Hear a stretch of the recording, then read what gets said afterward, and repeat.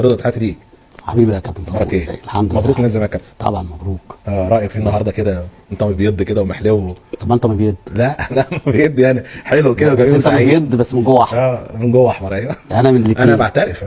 ماشي. ما هو حد معترف. هو انا معترف. ابيض ومصري. وجوه ابيض. ومصري ابن مصري. مش مصري. لا ومصري ابن مصري. واخد بالك؟ عايز الاهلي يكسب وعايز يا عم انا عايز الاهلي يكسب، بس يكسب ما حدش يطلع ويتلكك ويقول لك اصل الحكم لغى جون. ما هات الجون ده والاهلي يكسب 3 هنطلع ونقول المزيكا والمدرسه فتحت والاداء ماشي. بس برضه يا كابتن خلاص يعني الكوره يعني لا انا بقول حق ربنا.